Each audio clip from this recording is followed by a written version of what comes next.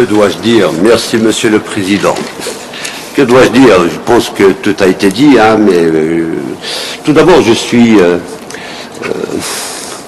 agréablement, comment dire, ému, parce que aujourd'hui, ta tenance, pour moi, c'est un début d'une fin de cycle de vie.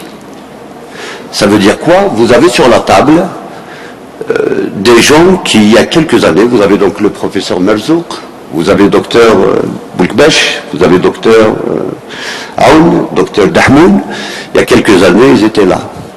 Pour moi, regardez là où ils sont, c'est-à-dire que dans quelques années, vous allez être aussi de ce côté-là. C'était un plaisir pour moi. Pour moi, tout à l'heure, j'avais un petit peu les larmes aux yeux, sincèrement, parce que tout simplement, vous avez, via vos questions, retracé tout un CV pour moi. Surtout via les questions, les précisions sur la statistique. Merci pour tout ce que tu as fait passer pour le fameux plan d'expérience, c'est M. Dahmoun.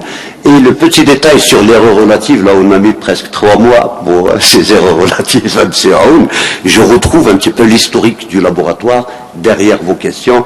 Merci pour, évidemment, nos ex-doctorants qui sont actuellement donc le rang magistral de l'université. Merci à l'université. Donc derrière ça, je remercie l'université de Khmis Meliana de participer aujourd'hui et je remercie aussi l'université de Bouira. Sans parler évidemment de la dimension laboratoire qui est représentée par Madame Boulkbesh. Monsieur le Président, que dois-je dire? Vous êtes,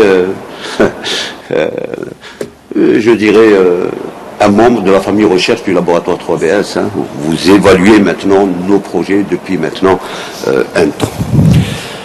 Alors, sur les questions posées, remettez la diapo 17, juste pour redonner le contexte, parce qu'il faut que je vous redonne le contexte. Je profite de l'occasion, c'est que ce contexte nous a été favorisé et agréablement favorisé par une personne qui est présente ici dans l'assistance, c'est Madame Cactus Algérie. Je profite de l'occasion pour vous souhaiter la bienvenue, Madame Oulpsir. Donc, depuis quelques années qu'on connaît Madame Oulpsir, on s'est mis sur la dimension Cactus côté recherche. On se met sur cette dimension, mais les états d'art, c'est-à-dire chercher ce que font les autres avec le cactus, nous a permis de trouver certaines choses. Et l'une des choses que nous utilisons, par exemple, sans le savoir, hein, c'est les stations d'épuration que nous avons au niveau de nos communes.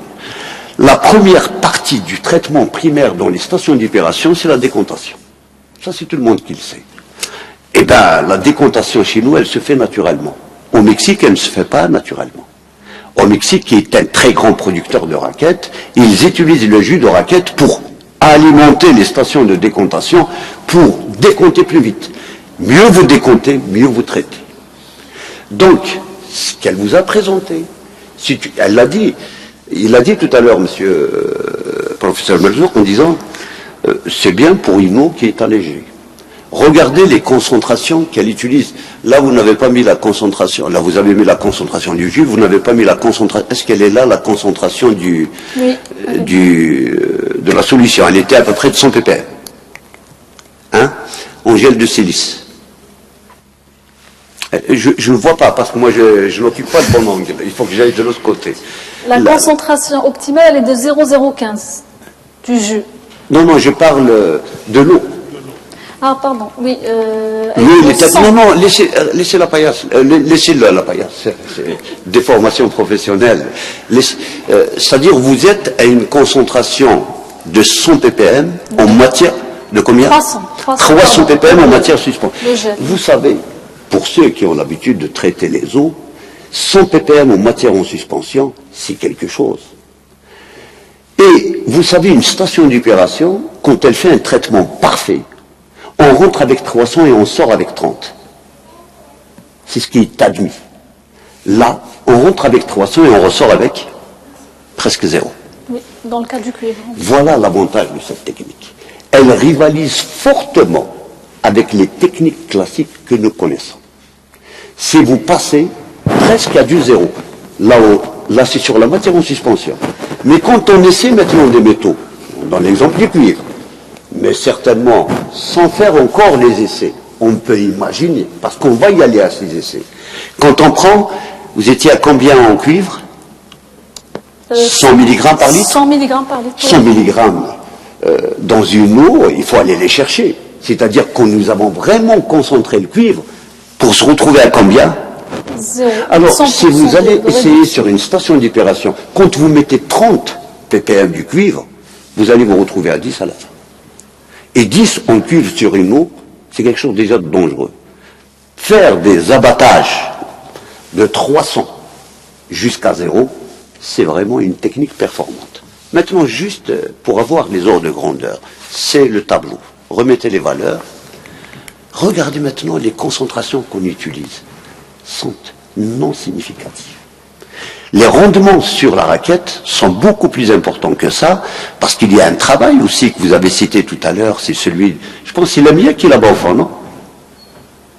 Elle n'est pas là, non? Non, elle n'est pas là. Dommage, elle n'a pas assisté, elle vient juste d'avoir un bébé. Et elle s'est spécialisée dans l'extraction et dans la caractérisation. Les questionnements posés, certains questionnements posés, sont dans les publics de l'AMIA, là où déjà l'extraction pouvait nous donner des masses molaires assez importantes. Elles étaient aux millions de Dalton. En termes de polymères, c'est quelque chose d'important. La question sur les protéines étaient presque sous forme de traces. C'est-à-dire on ne s'occupait pas beaucoup de ce que faisaient les protéines, parce qu'ils étaient sous forme de traces. Donc le travail de l'AMIA explique un petit peu les travaux. Elle, ce qu'elle a ajouté, on voulait savoir, réellement cette éponge, elle fonctionnait comment? Et bien, quand on a vu les premières photographies par microscopie électronique à balayage, vous avez vu, c'est un réseau d'éponges. C'est une éponge. Mais on s'est posé la question, comment elle va agir? Est-ce que c'est une absorption, ce qu'on appelle par liaison? Donc, est-ce qu'il y a des liaisons? Est-ce qu'il y a un effet de charge? Ou tout simplement par ce qu'on appelle la masse molaire. C'est-à-dire que vous avez un effet stoichiométrique, volumétrique, qui rentre à l'intérieur.